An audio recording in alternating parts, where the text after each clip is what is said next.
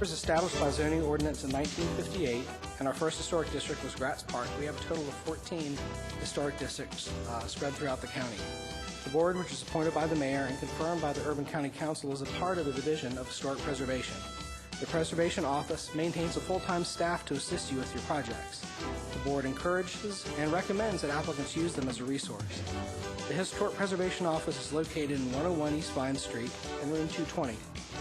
It is our procedure to consider applications in the order in which they are listed on our agenda. In each case, we will have a presentation by the staff and hear any additional comments from the applicant. The board will then ask questions or make comments regarding the application and then hear any comments from any other interested parties. The chair will then ask board members to enter a motion. If you wish to address the board this evening, please come to the microphone and state your name and address for the public record. I'd also ask that you please write your name on the sign-in sheet by the door so that information may be recorded correctly.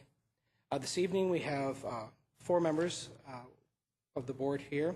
My name is Derek Wingfield. I'm the chair, and if I could get the other members to introduce themselves, please. Certainly. My name is Monica Sumner. Greg Hosfield. Rob Magrish.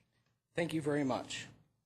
I do need to note the following staff approvals before we begin the review of applications for certificates of appropriateness. There are certain items that staff can approve, eliminating the necessity for all applicants to appear before the board. This evening, there are a total of 25 approved applications. These applicants already have their certificates of appropriateness and are able to start their work. In the South Ashland Historic District at 247 South Ashland Avenue, renovate structure. There are 2 in the Aylesford Historic District. 323 Clay Avenue, replace rear walkway. At 143 Old Lafayette Avenue, replace window. In the Belcourt Historic District at 141 Forest Avenue, replace basement windows. In Constitution Street Historic District at 126 East 3rd Street, renovate structure. In Gratz Park at 304 West 3rd Street, renovate structure. In the Northside Historic District at 506 North Broadway, that's re-roof the structure. At 520 North Broadway, re-gravel parking area and replace fence. In the Seven Parks Historic District at 1605 Elizabeth Street, renovate structure, install fence, and install awning. Also in the Seven Parks Historic District at 116 Barbary Lane, install skylight. There are 4 in the South Hill Historic District at 300 West Maxwell Street, replace existing pilaster. At 400 South Broadway, repair and replace sidewalk. 406 South Broadway, repair and replace sidewalk. 219 South Limestone, renovate structure. There are a whole lot in western suburbs. 719 West Main Street, renovate garage and replace fence. 615, 617 West Short Street, install gas meter. 616 West Short Street, install gas meter. 624 West Short Street, install gas meter. 629 West Short Street, install gas meter. 633 West Short Street, install gas meter. 636 West Short Street, install gas meter. 641 West Short Street, repair wood trim. 643 West Short Street, install gas meter. And at 646 West Short Street, install gas meter. And finally, in Woodward Heights, at 722 West Maxwell Street, renovate structure. We'll now proceed with their certificates of appropriateness applications. The first one is in the South Hill Historic District at 362 South Mill Street. The scope of work is to extend a brick patio and install a brick sidewalk. Is that applicant present? The applicant is not able to be here today, but if you note in your staff report, there's a letter from him conveying his sentiments on the project. Thank you, Ms. Armstrong. The staff's recommendation is approval is submitted. Does anybody on the board have any questions for staff or about the project? Would anyone in the audience like to speak to this case this evening? Okay. Hearing no comments, please entertain a motion for this case. Mr. Speaker, regarding case number 13150362-C for 362 South Mill Street, I move that the approve as submitted. Thank you, Mr. Hosfield. Is there a second? I'll second. Thank you, Ms. Sumners. Any discussion of the motion? Excuse me. All those in favor of the motion signify by saying aye. Aye. Any opposed? Motion carries. The next case is in the Northside Historic District at 418 West 6th Street. The scope of work is to change material of the front porch steps. Is that applicant present? Ma'am, if you'd like to come forward and give us your name and address, please. On your way up, I'll quickly read the staff's recommendation. Staff's recommending approval is submitted with two conditions. The first condition is that all details be submitted to staff for review and approval prior to issuance of the COA. And the applicant may have the option of omitting the brick facing of the end walls of the concrete mass, such as the width of the steps to remain at 6 foot 4.5 inches. Have you had an opportunity, I'm sorry, could you give us your name and address, please? My name is Ethel Bright, and owner and resident at 418 West 6th Street. Thank you, ma'am. Have you had an opportunity to read the staff's findings and recommendations? Yes, I have. Are you in agreement with them? Yes. Very good. Does anyone on the board have any questions or comments for the applicant? Would anyone in the audience like to speak to this case? Would certainly entertain a motion on this, please. Mr. Chairman, I'd like to make a motion in reference to case number 173-10418-K, 418 West 6th Street, that we approve the application as submitted with the staff recommendations. Thank you, Mr. Magrish. Excuse me. Is there a second? I'll second. Thank you, Mr. Hosfield. Any discussion of the motion? All those in favor of the motion, please signify by saying aye. Aye. Any opposed? Motion carries. Ma'am, thank you very much. Our next case is in the Belcourt Historic District at 121 Forest Avenue. The scope of the work is to replace and enlarge an existing deck and stair and to change openings. Is that applicant present? The applicant is not present but has received a staff report. Thank you, Ms. Armstrong. The staff recommendation is approval of the plans as submitted. Does anyone on board have any questions or comments regarding this case? Anyone in the audience like to speak to this case this evening? Entertain a motion on this, please.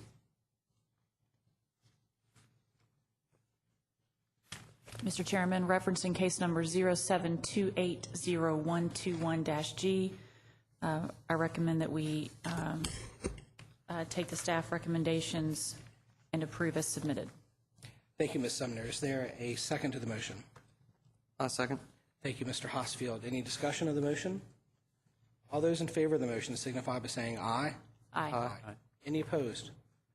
Motion carries. Okay. Our next application is in the Aylesford Historic District at 276 Clay Avenue. The scope of the work is to demolish an outbuilding. Let's see. This is it's also a reissuance of a COA that was previously approved on May 23rd, 2007. The demolition was never accomplished and the certificate is expired. The applicant is now requesting the board reissue the COA. Is that applicant present? No, he's not.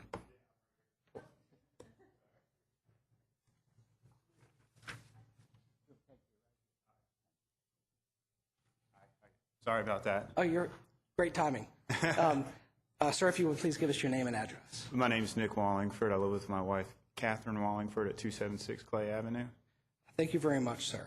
Staff is recommending that we do reissue the COA to you. Is that okay with you? Yes, absolutely. Okay, very good. Does anyone on the board have any questions or comments for the applicant? Would anyone in the audience like to speak to the case this evening?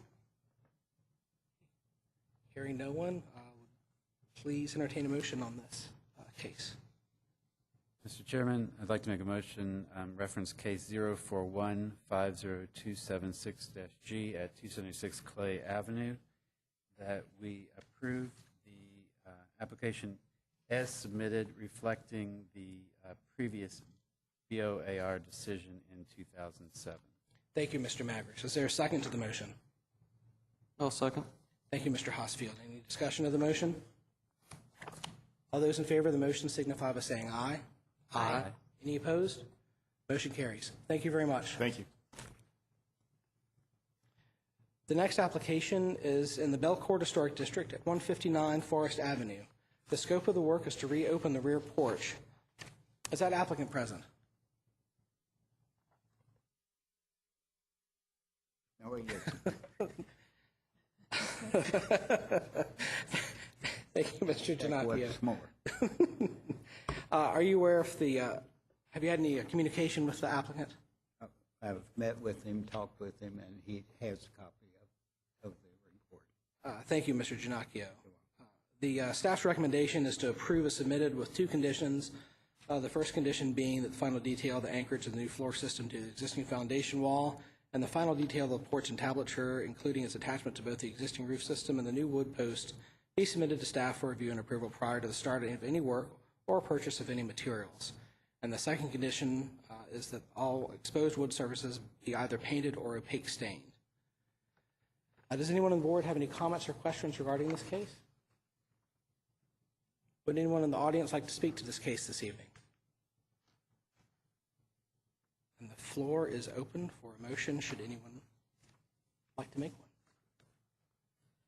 one. Mr. Chairman, I'd move that case number 0728015-C159 Forest Avenue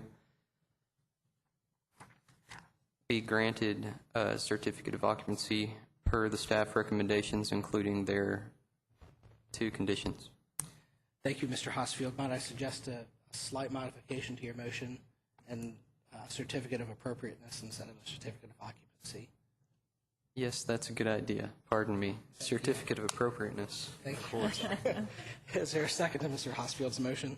I will make that second. Thank you, Ms. Sumner. Any discussion of the motion? All those in favor of the motion signify by saying aye. Aye. Aye. Any opposed? Thank you very much. The next case is in the Aylesford Historic District at 323 Clay Avenue. The scope of the work is to change roofing materials. Is that applicant present?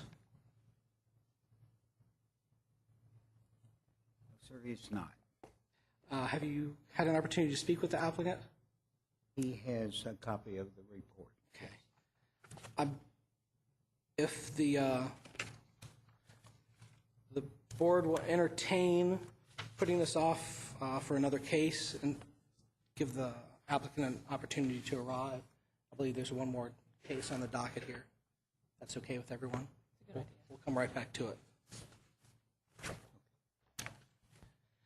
Okay, the next case is in the Constitution Street Historic District at 126 East 3rd Street. The scope of the work is to demolish additions, change openings, and renovate the structure. Is that applicant present? Sir, if you please come forward and give us your name and address. Good afternoon, everybody. My name is John Morgan. Linda Carroll, my wife, and I live at 343 North Limestone. Thank you, sir.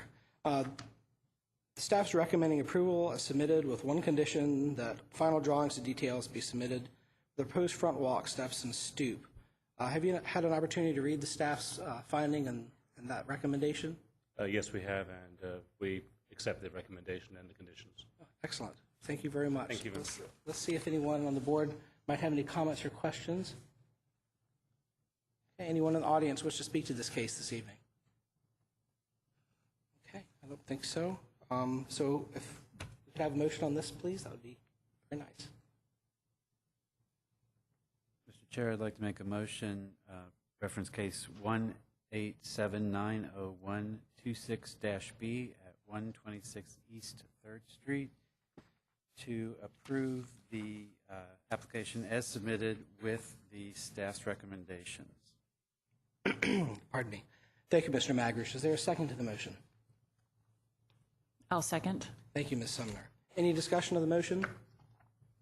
All those in favor of the motion, please signify by saying aye. Aye. Any opposed? Motion carries. Sir, thank you very much.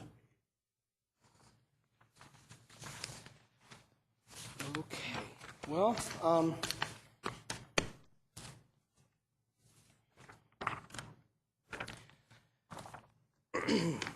back to the Aylesford Historic District case at 323 Clay Avenue. We're at the end of our docket for certificate of appropriateness applications. I guess we could do one of two things. We could hear the case, or we could table the case until the next meeting to give the applicant an opportunity to participate in the process. Does anyone have any preference? In light of the recommendation made by the staff, I think it seems like the applicant might want to discuss it. I would be in favor of tabling it. Any other discussion?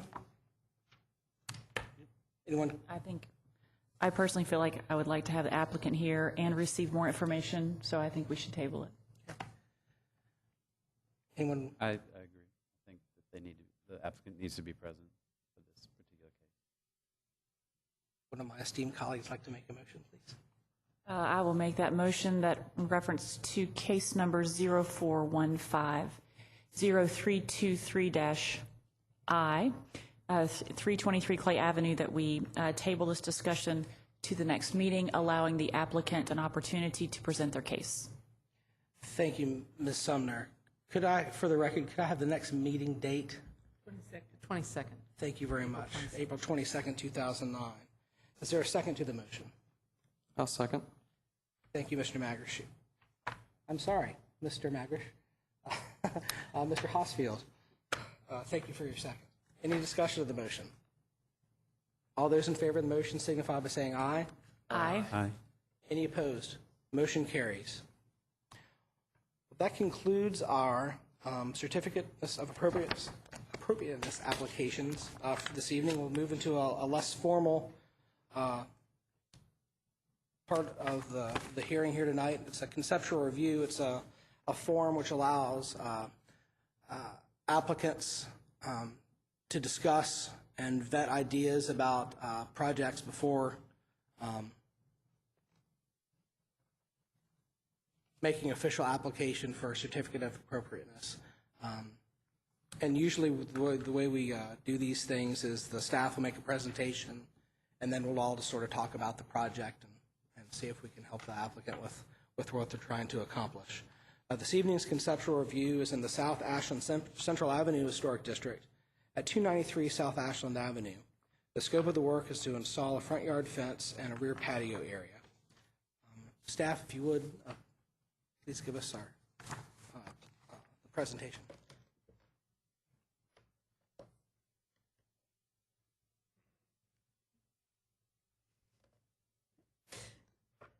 This is the property at 293 South Ashland, and this is on a corner of South Ashland Avenue and East High Street. And as you see, most of the yard of this property is in the front and the side, with very little small yard in the back that we'll see later. The applicant, we've met on several occasions and emailed back and forth. He is interested in purchasing this property, but would like to know if there's a couple of things he could do that could be done prior to purchasing, or to make sure that purchasing this property would ensure these things. And one of the things would be a fence in this yard area. Noted in the staff report now, the first draft of this was sort of a 6-foot fence in the side yard, dropping down to a 4-foot picket fence around the perimeter of the front yard.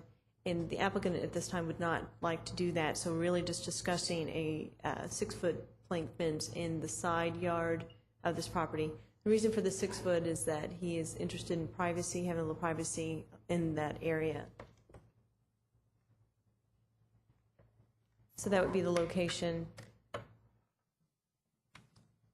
And you saw that there was a side step, and the fence would come on the outside, or sort of west of that stairwell,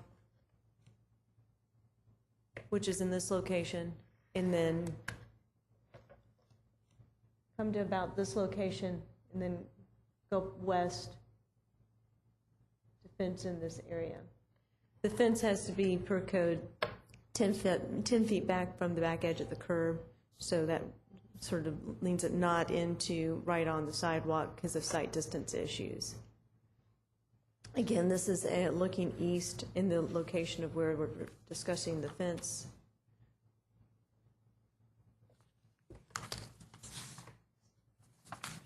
And again, this is sort of looking north. And also in the foreground, you can see the distance between the back edge of the house and the garage. Between this area, the applicant, there is actually just a small pebble stone. he would be interested in installing a bluestone patio in this locale and also reorienting the steps to lead onto that and sort of redirecting these. This is the area. You can see that it's got just some blue pebble stone in this area.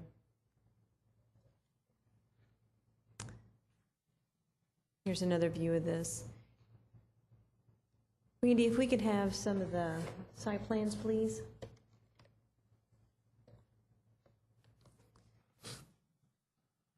This is the site plans. You can see the step in, it sort of indicates the second stairs and the edge of the house, and lead west and then terminate. And so this would be the area that really would be enclosed with a 6-foot fence. Disregard this area. And then this would be the area for the patio. If we can go to the next image, please.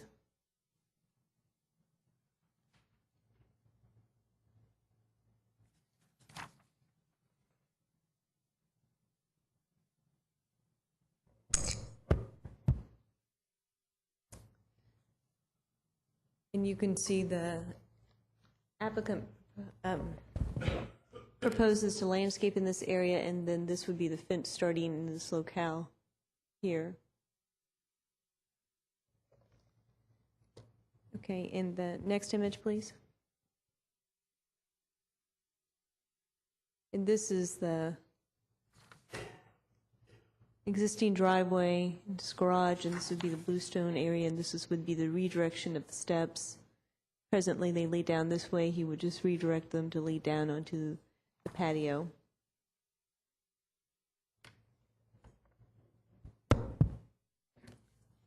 The guidelines are included for your reference. And findings, since this is a conceptual review, the staff has no findings at this time. However, items to be considered are reflective of the applicant's changes. Will the fence, is it appropriate to have a fence along the east side, East High Street? Will the fence be visually dominant? Is it appropriate to have a rear patio and new stoop, or some questions to consider? Recommendations, there's none at this time. Deadline, there's none at this time. And the applicant is present. Thank you, Ms. Armstrong. Sir, if you'd like to come forward and give us your, excuse me, your name and address. Dan Elkinson, 50 Mentel Park. Thank you. The floor is yours. Please tell us about your project. Ms. Armstrong did a great job. I didn't know she was going to do all that for us. As she said, my wife and I, and we have 2 small children, two girls, 1 and 3. That was a big motivating factor to fence in at least a small portion of the yard, just so they would have a place to play that would be safe. We decided not to do any fencing on the front yard. It's too pretty looking at the house from there. We have met with a landscape architect to talk about some ways to soften that corner. If you're on the front porch of that house, you're kind of looking directly at the Starbucks, which, you know, is nice early in the morning, but then after that. So we've met with the landscape architect and talked about some different plans to put in some evergreen shrubs, perhaps magnolia trees, something that would soften the corner and give us a barrier, but without putting up a fence around the whole front yard.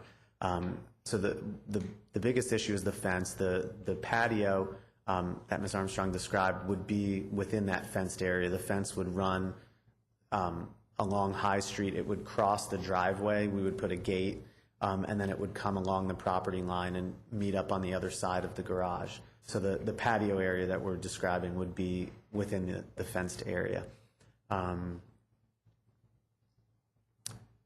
That's it. The other issue that Ms. Armstrong and I had talked about, although this is, we don't know how likely this is, but I'll put it before you and see if you have any feedback on it. We had also proposed a driveway on the South Ashland side of the house. Right now, the driveway is on High Street. It would be hard to even refer to it as the driveway. It's a very short distance. It's just enough to kind of get your car in. There is a garage. You pretty much have to back out onto High Street every time. So we had this idea that on the property furthest from the corner, when you're facing the property, it would be on your right. There is an area, we had a driveway construction consultant come out and look at it, and he measured and said that there would be space to put a driveway in on the Ashland side. Ms. Armstrong followed up with Jim Gallimore from traffic. Yeah, and he said that there is an ordinance preventing the addition of a new driveway. I think, am I saying that correctly? On a, It's an additional driveway. Jim Gallimore said on major or minor arterials, which South Ashland and High Street both are major minor arterials, that no new driveway can be installed per the ordinance. he followed that. I then spoke with Jim directly and said, you know, that I don't want to bang my head against the wall on something that can't be done, but, you know, were there any precedents at all of variance? You know, if there were good reasons to do this, could we do it? And he said, you know, that there would be other people that I could talk to up the chain. So I will continue to kind of pursue that as a possibility, but we're kind of letting that go. The other thought that we had would be to increase the driveway area, add on to the existing driveway on High, and try to make it where there was either a little turnabout or some additional place to, you know, spin your car around or park another car or something. Then we are cutting into the already small amount of side yard that, you know, we have. So we're not exactly sure what to do about the driveway stuff. Again, we don't own the house yet, but all of these things we're trying to determine before we decide if we do want to go forward with trying to own the house. Sure, Thank sure. you. Thank you. Let's see if, I'm sure that the members of the board could have some items for discussion. I'm sure we can help you out on your project. Ms. Sumner? would you like to? Sure, I'll make some comments. I'll first say that I know this property very well. I drive by it twice a day, to and from work. I So often... does everyone in Lexington. Yes, exactly. It's a very busy corner, and I do like Starbucks in the morning as well. I might see you there once you move there. Couple of issues. I've often been puzzled by that driveway, thinking who in the world could use this? No one. If you drive anything more than a Civic or something very small. So I personally would support the idea of a driveway. Just that's out of our realm tonight, but to pursue that through the proper channels, and if that came back here, I would support that, because I do think there's a big safety factor there. I've often encountered people trying to back out of that. Yes. And it is a very busy intersection, and it's very challenging sometimes to see with all the shade trees and so on. So I would support that just from terms of public safety. The fence issue becomes a little troubling. We do have clear guidelines which to follow. Then I sit before you tonight also with small children and understand your plight with wanting them to have a safe yard. We also want to support families staying in our downtowns, purchasing these homes, reviving them, and keeping these neighborhoods vibrant. Are you familiar with the guidelines regarding fencing? I've looked over them. I wouldn't say familiar. That would, I think, convey an area of confidence that I'm familiar with them. But I have talked with Ms. Armstrong. I've read most of the guidelines, all the guidelines that she sent me. Is the issue the front yard issue versus a front yard, side yard? Is that one of the issues? Well, I mean, you've opted to drop the 4-foot high wood fence, citing reasons because the view is nice and so on. But there, if you wish to pursue that, there are guidelines that accommodate that desire. More like an open style picket fence, something. A solid fence would be inappropriate. And I'm sure my fellow board members would have comments about fencing as well. I think I'll let them speak at this time, and I might have more comments. Absolutely. Mr. Hosfield? Well, just to follow up what's already been said about the fences, you know, as you look at that for the high fence that you are hoping to keep at the side yard and the rear, the guidelines are pretty clear about openness at the top of the fence and heights. Just refer to those. It's not saying you can't do it. They're just specific ways, things to consider. I was a little confused about the definition of front yard and corner homes. I've never encountered this before, but how you can have a house on a corner that has two front yards. I've studied logic and philosophy, and I can't get my mind around there are two front yards. There's a front yard, and then there's a rear yard, and then there are side yards. So I don't know if there would be objection just to the High Street, which in my mind is a side yard, if there would be an objection to a privacy fence on the grounds that that is a front yard. I don't know if that's something I'll be butting my head up against. I will say, in driving around Lexington, I've seen many of these. There is actually one on South Ashland, on the corner of South Ashland and Central. I don't know if you guys are nodding, which would be pretty much the same issue, except the fence is actually on South Ashland, and it is a 6-foot privacy fence. They also exist over in Chevy Chase on the corner of, it's right by the elementary school, Cassidy. There's a big fence that runs along one of those corner yards. Could staff note a couple of things on this front Please. yard, side yard business? The, legally, congratulations, you have two front yards. Because of your having, obviously, the corner lot. And that brings with it just inherently some restrictions in a legal sense. That's the business about the 10 feet back from the curb, front yard setbacks, and so forth and so on.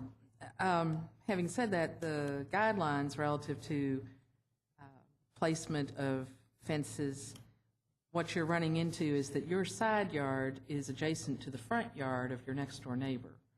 And you're correct, it's not a dissimilar situation from the one you mentioned at Central and Ashland, where that fence is adjacent to the front yard of the one to the north toward Main Street.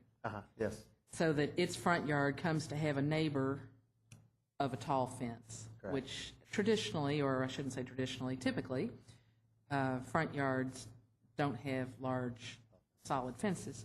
So if you think about if you're one of the many people coming down High Street, maybe on foot, let's be on foot instead of in a car for this instance, one of the things the guidelines it looks at is how is the presence of your fence and how it's designed going to impact how the house to your west, that being the one with the High Street address, how does it impact that? How does it address that streetscape? So those are philosophically some of the considerations to be looked at in that sense. And you've already said you're not going to pursue the front yard picket fence on South Ashland. The front yards of South Ashland don't, to date, the true front yards, forget the backyard, front yard combo for a minute, anybody have a front yard fence, and so it would establish a rhythm that isn't present at the present time, would just be one of the considerations, looked at relative to that. And while I have the floor, can I mention one other thing? You had mentioned that you're going to explore further about the possibility of this driveway cutting onto South Ashland. Yeah. While you've got the board, I would encourage the board to respond to your thoughts about that from the H1 perspective, forgetting for a minute anybody else's process of could it be, can't it be, but I think from the guidelines and the H1 perspective, if you would. The thing the staff would immediately just know to mention to you is to be aware that you can't go, unless I'm missing something, you can't have that driveway go past the house. You would end up parking in the front elevation of the house. And that's, essentially you'll be parking in your front yard. Not as in you'll be parking on your grass in front of your entrance door. I'm not suggesting that. But I'm saying that the practical reality is a driveway, a car parked at the end of that driveway would be sitting in the front plane of the front elevation of the house.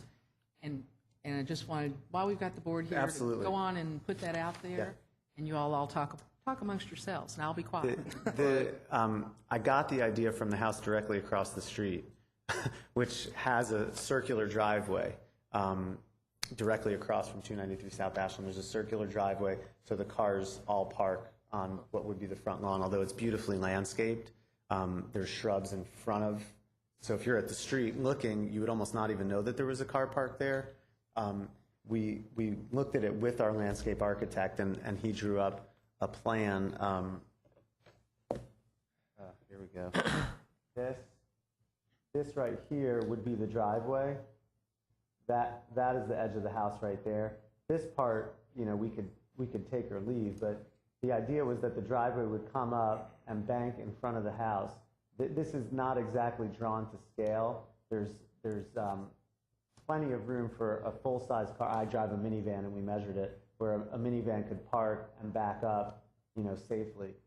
This area here is what we worked on with the landscape architect, where we would create, a natural barrier of oak hydrangea and other, large kind of leafy shrubs that would protect it. We have the same feeling, which is we don't want to do anything to that house or street that makes it look less appealing. So we would definitely want to, if it was possible or permissible even, we would want to keep it looking good.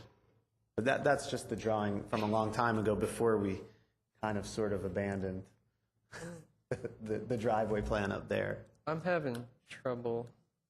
You said the drawing's not to scale. I'm having trouble imagining a car or a van or Here? even a small car being able to make a turn Right there. here? The turning radius looks incredibly tight to me. It's incredibly not drawn to scale. The amount of space here is way off. So, I mean, if you can imagine, the front walk is actually more like over here. Might I make a recommendation that we look at the photograph of the front of the property that shows the front yard again? Yeah, that might help us understand the sense of scale here. That might help. But you're oriented in the picture, right? Okay, Yes. yeah, we've Okay. got the scheme. That this is Ashland. And, well, this doesn't really help either because of the depth of field, but here's the walkway. And so this area that's grass, it has the same visual effect. When you're looking at it, you're still saying there's no way possible. But Well, the trouble I'm imagining is that you move forward trying to do it, and then you end up, the turnaround area still ends up in front of the porch steps. I mean, it's gonna extend farther out, I'm afraid, than what the drawings depict. okay. That's my fear. I I hope you can prove me wrong with measurements and drawings to scale, but We had a guy that builds driveways, that's his livelihood, and we measured everything. I mean, we added space, he said, a normal parking space is between 7.5 and 9 feet. We added space. We really kind of went through all of it to figure out how you could do it. I would just interject, this plan right here actually does have a scale on it, and so measuring the scale that's given to the sidewalk that's put on there, it looks like there's about 20-odd feet. Yeah, it was, I think you're right. I think it was about 20 feet because we were trying to calculate cost, and, he was measuring it by how much, what kind of space you're talking about. Could you put the illustration back up for a sec? But, so the idea would be, if you came in this way and nosed in, you would be able to actually have a car parked here, and another car could still go past it. I mean, that's how off this drawing is. But that was the landscape architect's drawing, so you can understand. But this vehicle would be able to back up, and if there was no car parked there, this vehicle could back up like that and go out forward, or this vehicle could just back out this way. But this whole area, if there was a car parked here, this whole area would be clear. If that helps, I know it seems unimaginable. The drawing is that off, and let's say that the distances were fine and the drawing was perfect. I'm imagining that the answer will still be no, but for argument's sake. And I would just note, for information purposes, that the house you looked at across the way, which is beautifully landscaped, by Yes. the way, that driveway system predates the historic district being put into place. Of course. So it wasn't something that went through this I process. knew that was coming. You weren't The surprised. fence on Central I knew wasn't because I saw it go up. But I figured that driveway had been there. And I've looked, I don't know that I've seen, I think maybe there's one other home on all of South Ashland, both sides of the street, that has this type of, where it comes in and goes in front of the house. I think there's one other, but I'd have to get back to you on the address. Please, if that were possible, we would consider it. If it's not, we would consider trying to do something on the High Street side. As Ms. Sumner said, I've been in that driveway 8 times now, looking at the house, meeting people over there, and every time I back up, I'm kind of, hanging on for dear life. Mr. Magrish?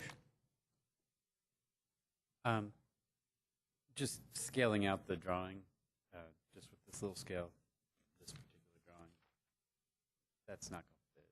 So I think you may want to rethink any kind of driveway in the front. The only thing that could possibly work would be some sort of like a half-circle driveway sort of cut across the entire yard. We didn't want to do that. That's going to destroy the entire site. Yeah. Plus the fact, I don't think you'll ever get 2 entrances off. That's right. Through with those 2 busy streets. So I think maybe it's best to just concentrate on your landscaping and leave the cars out of the front yard. As far as the fence on the High Street side of the house, I have no problem at all with your proposal. I think the fence design should relate to the architecture of the house, and I think there's wonderful examples of sort of contemporary adaptations of sort of Victorian design that could be used and be really kind of cool. The other thing is that I think that the setback, the 10-foot setback from the street, gives you a little bit of an opportunity to soften the fence from the street side. Absolutely. By doing some additional landscaping right along the sidewalk. So, and it also might help you develop some kind, climbing plants or something like that that might then sort of work with the fence design to make it more of sort of a green wall than a fence. Yeah. The terrace and so forth, I think, is a great solution for the area between the house. And I think it'll actually be kind of a nice little courtyard effect that you'll get back there.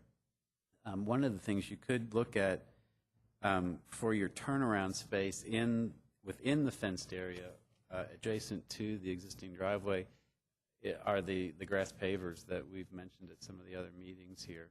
Are those like what they have at the Henry Clay at Ashland? That's one style. There is another product that where you don't see the actual grid. It's completely below the grass. So when a car is not on it, it is totally lawn. There's no structure visible.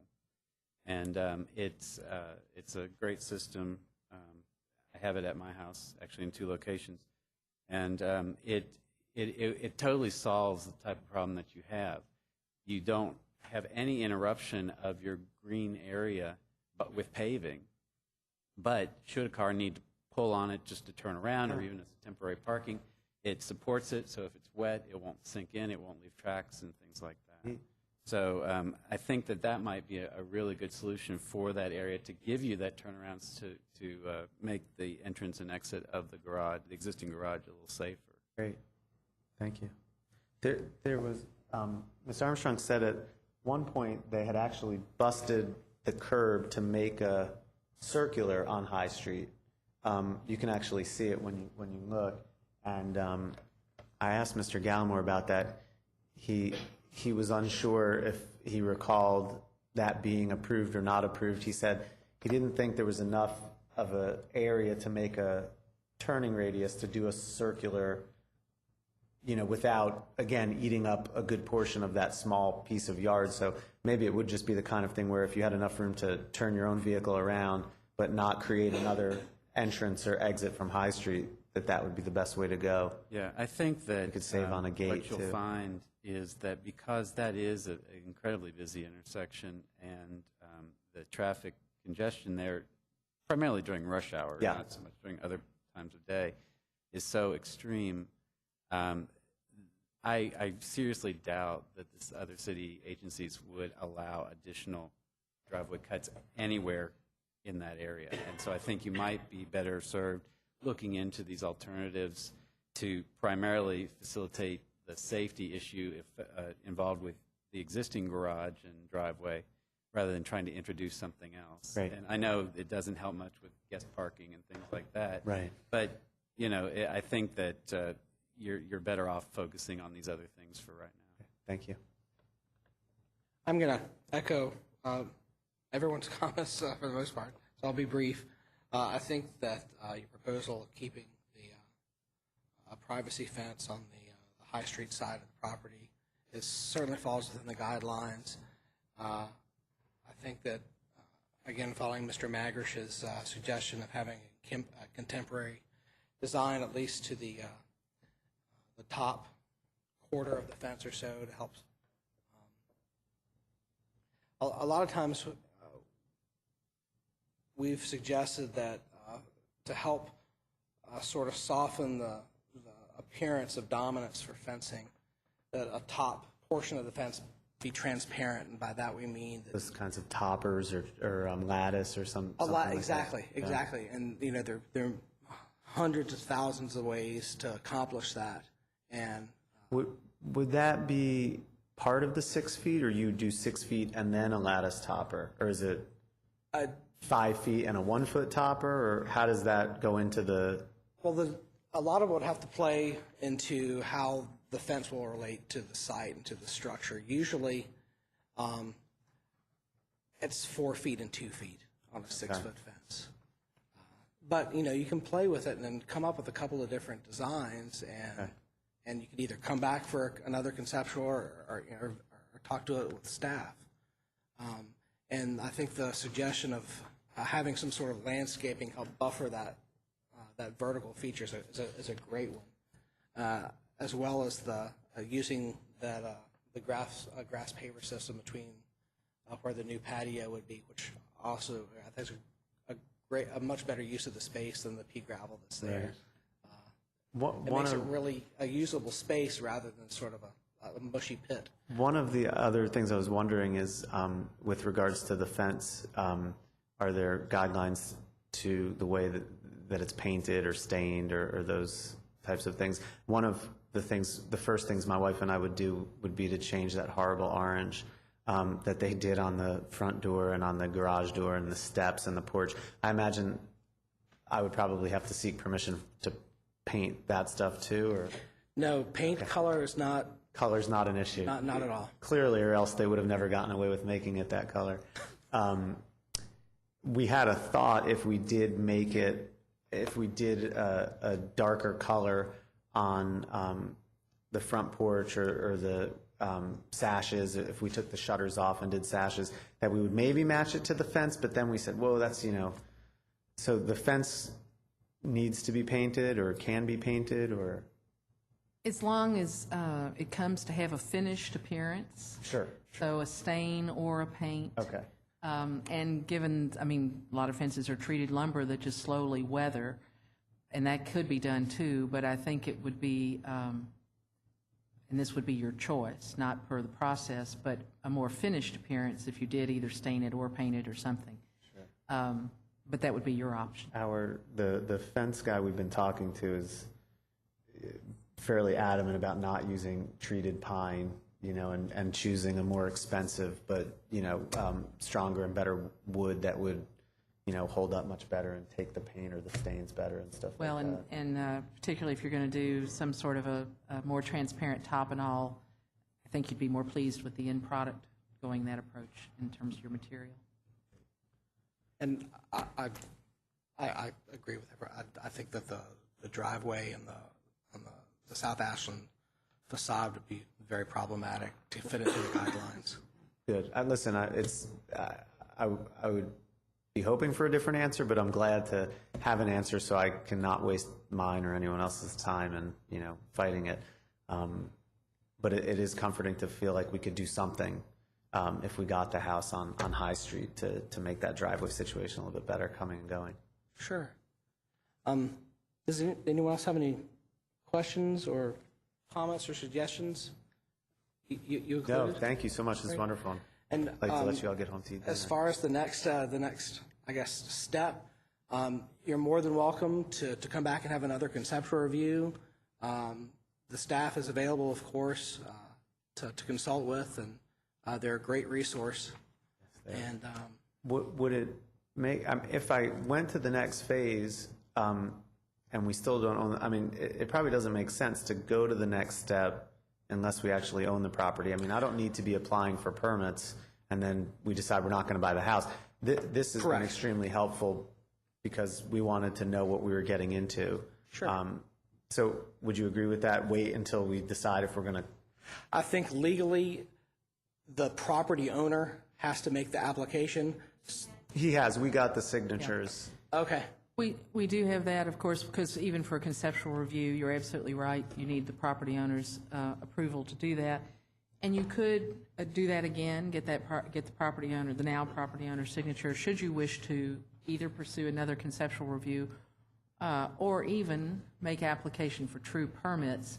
So there's a step, that's what I don't understand. So that you ask for an application for the permit, that would be the next step, but you're not actually doing permits at that point.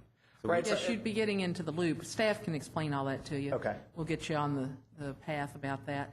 But realistically, until you own the property, I doubt that you'll be wishing to pursue the actual Correct. permits.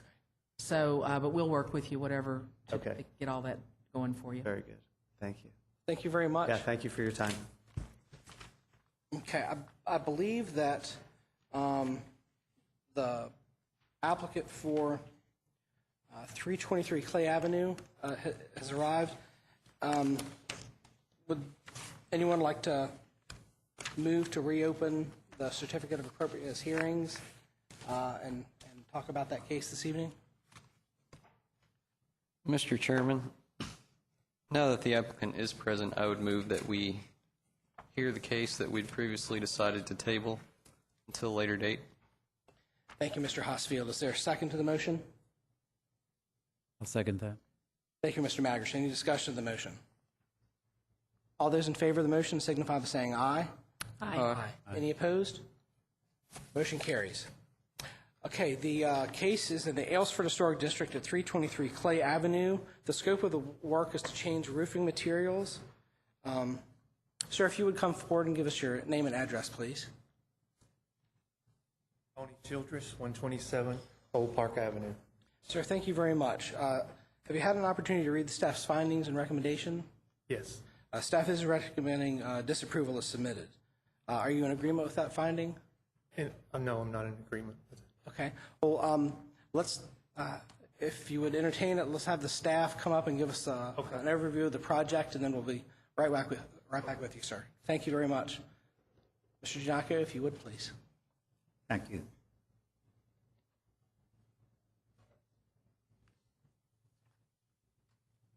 This is the property at 323 Clay Avenue, which has been before your board before as far as the renovation. This is the porch, and the roof condition is what we're concerned about. That's the garage, which that garage was stripped down to its, the siding was taken off, if you recall, and re-sided, and at that time, the porch, the little side porch was built and was sided, or the roof was a corrugated metal roof put on that outbuilding.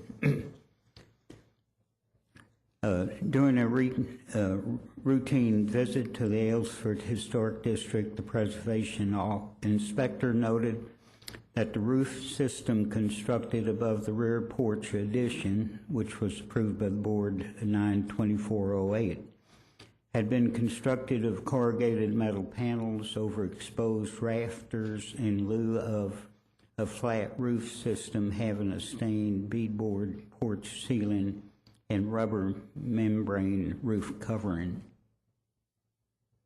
And you'll see that here. This was what was approved, was these are the rafters And then it had a beadboard ceiling was approved, and with rubber membrane covering, roof covering.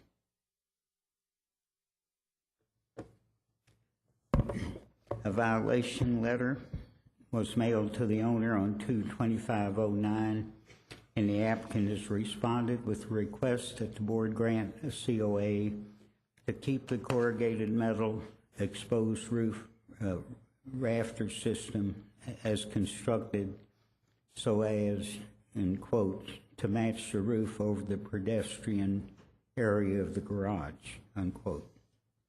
We've listed the new guidelines that apply to this situation. The findings: the use of a corrugated metal roof system with exposed rafters on a primary structure so as to match that of an outbuilding is found inappropriate, not according with the guidelines. Guidelines 2A, 3A, and 2A41 respectfully speak of being compatible in scale and material with principal structure and surrounding buildings, and of materials compatible with the historic fabric of the house. Galvanized corrugated metal panels is not a roof material compatible with the historic fabric of the principal structure. Recommendation: staff recommends disapproval as submitted. The applicant is here. Pardon me. Thank you, Mr. Ginocchio. Sir, if you'd like to come back forward now. I think there must have been a miscommunication here. We changed the contour of the roof on the deck to match the contour of the home. And we changed a couple other items on the deck. And I was under the, after my carpenter had talked to, and I'm not sure who he talked to about changing the contour, he said that it was mentioned that we were going to use the same roof material that we used over the pedestrian door on the little roof porch off the garage. So I sure wouldn't have, after what we went through with the windows, I sure wouldn't have put anything on the roof that I didn't think was approved or had been talked about. I know the staff is asking for rubber roof. I don't, you know, it's just a deck. It's not a sunroom or a patio room. I don't see why we need rubber there. I think it was more of a miscommunication than anything else. Okay, thank you. But we did make some changes, and I thought that was one of the changes that we just talked about. Okay. Thank you very much. Let's see if the board has any comments or questions for you. Could I just ask that the rear photograph be placed on the screen again? Being a visual person, I like to see what I'm talking about. Thank you. Thank you.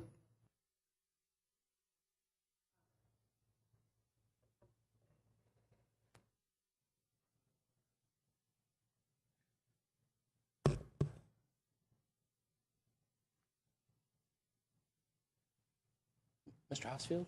I guess my first concern, looking at this photograph, it illustrates it quite well, that the bottom side of that corrugated metal is exposed, and it's already been mentioned that that material is out of context. Would you be open to the possibility of adding the beadboard ceiling as shown in this detail that we have here that was approved on the 24th of September? I think that's one of the first things we could talk about. I mean, that's not even a change in the roofing material. That's just an addition of material. That would at least bring you halfway to this detail that was approved here. Is that something you'd consider? I'm sorry, sir. Could you come back up to the microphone? We would consider that. Do you see where we changed the contour of the roof to match the contour of the home roof? I do. On the home. There was a couple other minor changes from the drawing that was approved. I will say that I think it looks better than what I thought it would.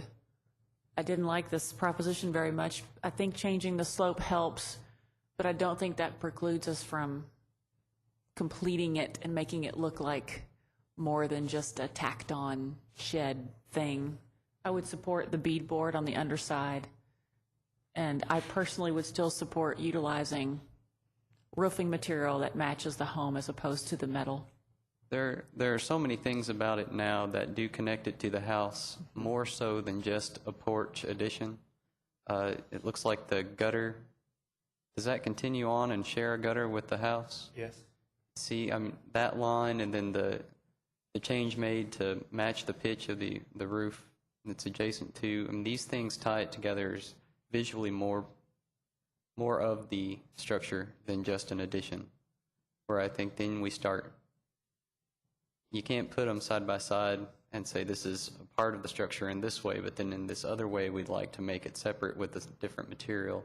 I think that's one of the problems we have on the board is it either needs to be an addition or it needs to be part of the original structure, and it's straddling a line. And I think the material difference is part of the trouble we're having. The beadboard would go a long way. Okay. Ms. Armstrong seemed to like the changing the roof line. Oh, I think it's good. I'm glad that it was done that way. It looks good. It's just now we need to do something to cover up the plain metal that we see from the bottom, from the ground, in my opinion. Well, and I would encourage the property owner to, who has gone this far to make this a nice porch, to finish it correctly and not stop at this point. The roof line change was very good. The continuation of the gutter, very good. And I echo Mr. Hosfield's opinion that now that it is one with the roof, then it should be, and therefore the roofing material should continue on over that. Mr. Magrish? It seems to me that it was pretty clear in the COA that, how this was intended to be constructed, and you've certainly understood all of the other requirements that came up with this particular project.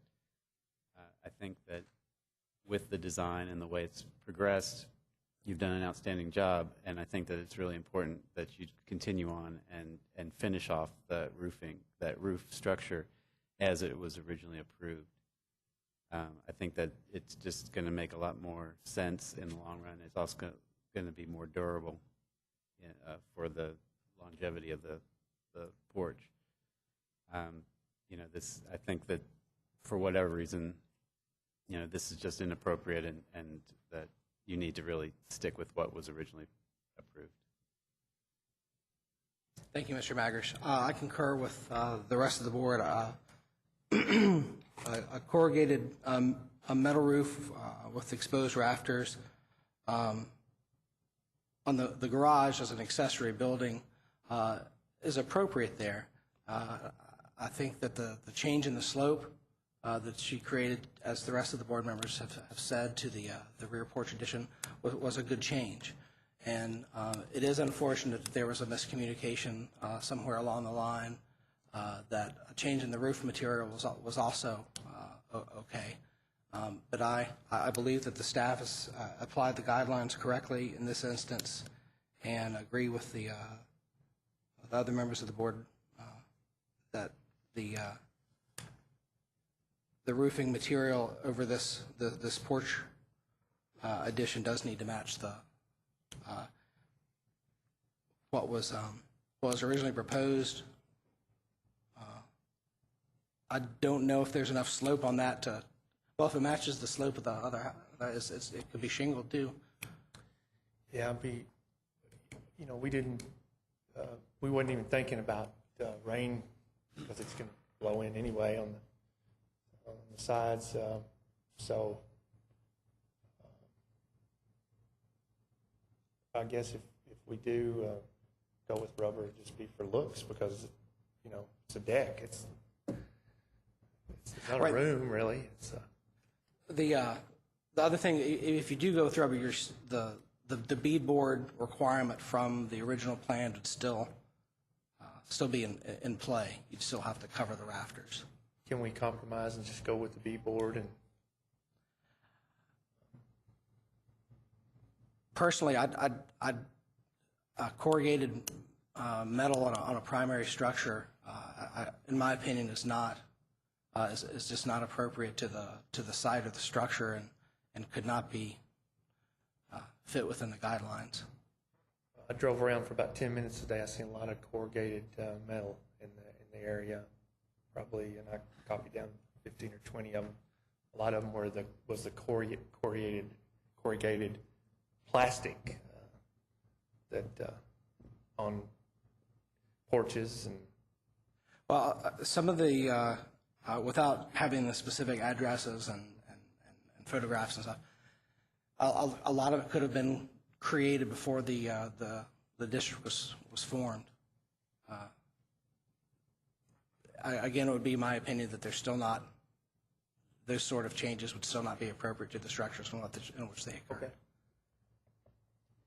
Does anyone on the board have any other comments or questions? Well, I'd just add also, I mean, even if I were the biggest fan of corrugated metal, there are too many, it's too clear in the guidelines that it shouldn't be used on a primary structure for us to say that it's okay here, because then that opens up the door for many other people to come in and use it in equally or more so inappropriate manners according to the guidelines. Thank you. Is anyone, I don't think there's anyone else in the audience, but I have to say it anyway. Would anyone in the audience like to speak to this case? Okay. Hearing no additional comments, would entertain a motion on this case, please. Mr. Chair, I'd like to make a motion, reference case 041-50323-I at 323 Clay Avenue, that the application be denied for the staff's recommendation. Thank you, Mr. Magrish. Is there a second to the motion? I'll second. Thank you, Ms. Sumner. Is there, pardon me, is there any discussion of the motion?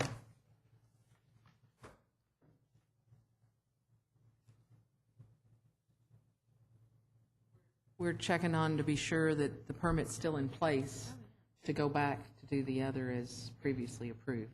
When does it expire? Not till November. So that's fine. Okay. As far as procedurally. Thank you. I would like to add or state to the applicant also, we appreciate you using the system the way it's supposed to be used and bringing things to us as you have so far throughout the process and cooperating as much as you have. That is very commendable. Because the project looks really good. I mean, it's finished off quite nicely.